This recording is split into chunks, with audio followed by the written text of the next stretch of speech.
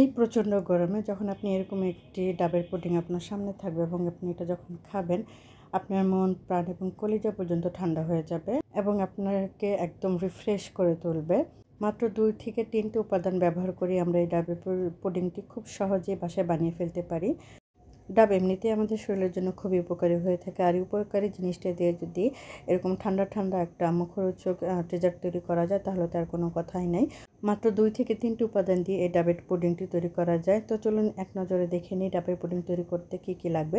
সবার প্রথমে যেটা লাগবে সেটা হচ্ছে ডাব। আমরা এখানে আপনাদের প্রয়োজন অনুসারে 1টি বা 2টি বা 3টি যে কয়টি আপনাদের প্রয়োজন হবে সে কয়টি ডাব আপনারা এখানে নিয়ে নেবেন। তারপরে ডাবের থেকে পানিটা আলাদা করে নিয়ে ডাবের শাঁসটা বের করে নিতে হবে। আমি এখানে 2টো ডাব নিয়েছিলাম। এই হচ্ছে ডাবের পানি এবং ডাবের যে শাঁসগুলো ছিল সেগুলো আমি চাকু দিয়ে ছোটো ছোটো চিকন চিকন করে কেটে নিয়েছি লম্বা লম্বা করে। তো এইভাবে আপনারা লম্বা লম্বা করে কেটে নেবেন। তারপরে এখন আমি চলে যাব রান্নায়। তো প্রথমেই আমি ডাবের পানিটাকে একটা পাত্রে নিয়ে নিলাম এবং ছাঁকনি দিয়ে ভালোভাবে ছেঁকে নিলাম। তারপরে আমি এখানে সামান্য পরিমাণ দিয়ে দিলাম লবণ।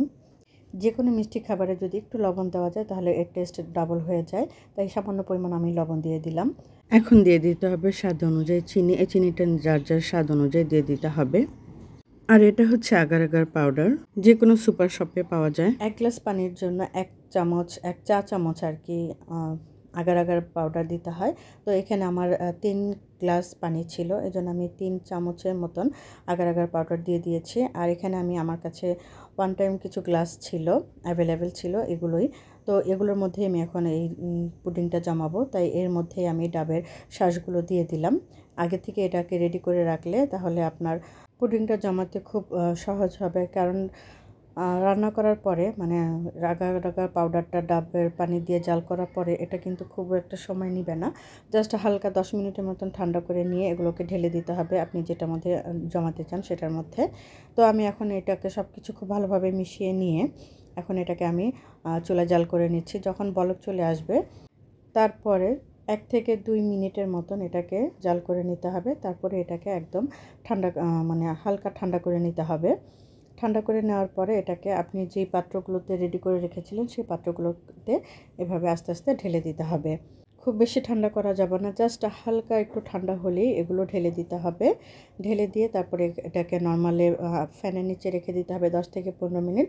1 টাইম গ্লাসগুলোতে পুডিংটা যখন আমার দেওয়া কমপ্লিট হয়ে গেল তখন যে অবশিষ্ট পুডিংগুলো রয়ে গিয়েছিল, মানে ডাবের পানি এবং আগার আগার পাউডারের যে মিশ্রণটা জাল করে নিয়েছিলাম যেটা রয়ে গিয়েছিল সেটা আমি এই বাটিতে নিয়ে নিলাম। এই বাটির মধ্যে আমি কিছু ডাবের শাঁস দিয়ে দিয়েছিলাম। এখন সবগুলোকে আমি একদম 10 মিনিটের মতন ফ্যানের নিচে রেখে দেবো। তারপর যখন একটু ঠান্ডা হয়ে যাবে তখন এইভাবে পলি দিয়ে এবং রাবার দিয়ে এভাবে সিল করে তারপরে এগুলোকে আপনারা ফ্রিজে রেখে দিতে পারেন।